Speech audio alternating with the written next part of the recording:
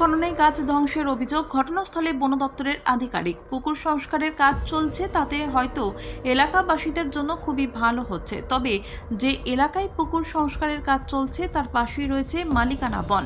চিচুড়িয়া মৌজার পাণ্ডবেশ্বর থানার মহামায়া ডাঙ্গালের পাশে পুকুর কাটার মাটি জঙ্গলের অভ্যন্তরে ফেলা হচ্ছে এবং মাটির গাড়ির চাকার তলায় পিষ্ট হয়ে বহু গাছপালা ধ্বংস হচ্ছে। তাই একদিকে যারা পুকুর সংস্কার করছেন তারা সমাজের জন্য ভালো করছেন, অন্যদিকে তাদের বিরুদ্ধে পরিবেশ নষ্ট হচ্ছে বলে অভিযোগ বনমালিক গোপীনাথ গড়াইয়ের।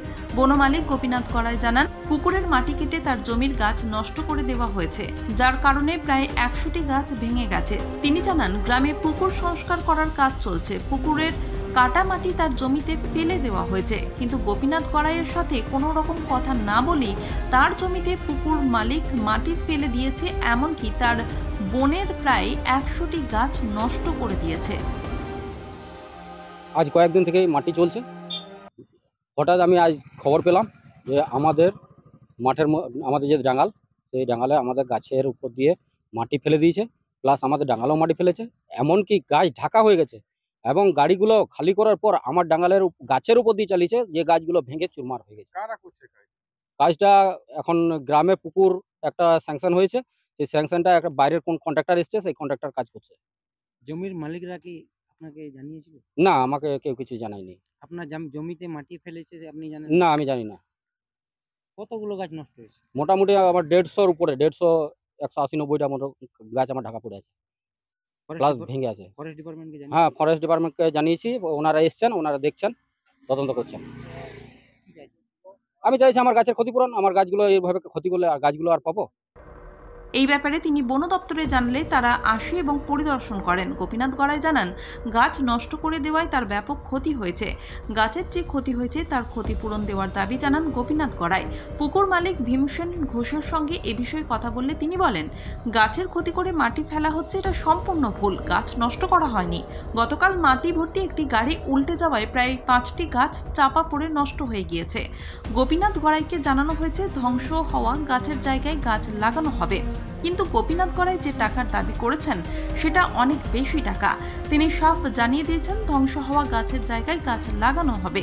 এর সাথে তিনি বলেন, সরকারের পক্ষ থেকে এই পুকুরটি খননের কাজ মঞ্জুর করা হয়েছে। পাশেই এই পুকুরের চারপাশে জঙ্গল ছিল, যা পরিষ্কার করা হচ্ছে।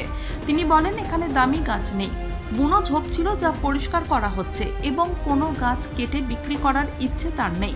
তিনি স্পষ্টভাবে বলেন, যা কিছু হচ্ছে তা আইনগতভাবেই করা হচ্ছে।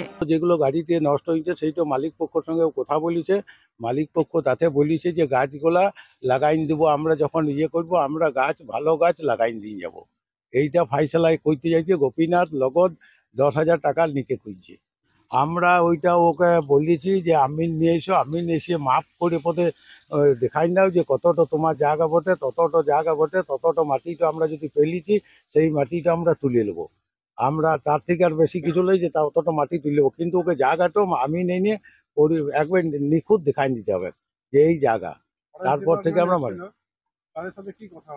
ফরেস্ট ডিপার্টমেন্ট এসেছিল, ফরেস্ট ডিপার্টমেন্ট বলছে যে আপনারা এই পুকুরটা কাটছেন, এই পুকুরটার অনেক গাছ নষ্ট হয়ে গেছে। এই পুকুরটাতে আগাছা সব ছিল, এই পুকুরটাতে কোনো দামি গাছ ছিল না আর কোনো কিছু না। এই যে পুকুরটাতে মানে 40 বিঘে জমি চাষ হয়, সেই জন্য পুকুরটা আমরা সরকার থেকে পেয়েছি, কাটাইতে বাধ্য হয়েছি। ওই জন্য আগাছা মানে ওগুলো আমরা গাড়ি করে উপরেই ফেলাই নিয়েছি, তাতে পলাশ গাছ, কাটাসুরু গাছ, অমুক গাছ, কোনো দামি গাছ, কোনো ভালো গাছ সেরকম ছিল না, সব আগাছাই ছিল। অপরদিকে এই ব্যাপারে বন দপ্তরের আধিকারিকের সঙ্গে কথা বলে জানা গিয়েছে, পুকুর সংস্কারের কাজ যেখানে চলছে সেই জায়গা থেকে কোনো রকম গাছ কাটার অনুমতি নেওয়া হয়নি। এই ব্যাপারে চিচুড়িয়া গ্রাম পঞ্চায়েত প্রধানের সাথে যোগাযোগ করার চেষ্টা করলে যোগাযোগ করা যায়নি। তাহলে কি এইভাবেই ধ্বংস হবে প্রাকৃতিক সম্পদ, নাকি যারা গাছ ধ্বংস করছে তাদের বিরুদ্ধে প্রশাসনিক পদক্ষেপ নেওয়া হবে? এই প্রশ্ন কিন্তু থেকেই যাচ্ছে। জামুরিয়া থেকে সুব্রত বাউরির রিপোর্ট, LCW ইন্ডিয়া। আপনার শহরে নিত্য নতুন আধুনিক মানের মোবাইলের সম্ভার নিয়ে এবার হাজির আকাশ টেলিকম। সেলফি কিংবা গ্রুপ ফটো তুলতে চান, নাকি বন্ধু বান্ধবদের উপহার দিতে চান, তাহলে আর দেরি না করে আজই চলে আসুন আকাশ টেলিকমে। নিত্য নতুন মোবাইল হ্যান্ডসেটের অফুরন্ত সম্ভার, আপনারা পাবেন Apple, Samsung, Vivo, Oppo, Realme, Redmi সহ বিভিন্ন ধরনের মোবাইল ফোন। এছাড়াও রয়েছে সমস্ত রকমের ইএমআই এর সুবিধে। তবে আর চিন্তা না করে আজই চলে আসুন বিনাচিতির আকাশ টেলিকমে। আমাদের ঠিকানা আকাশ টেলিকম, বিনাচিতি বাজার, রাহি হোটেলের সটিকটে। যোগাযোগ নম্বর 9064766951 অথবা 8250535583।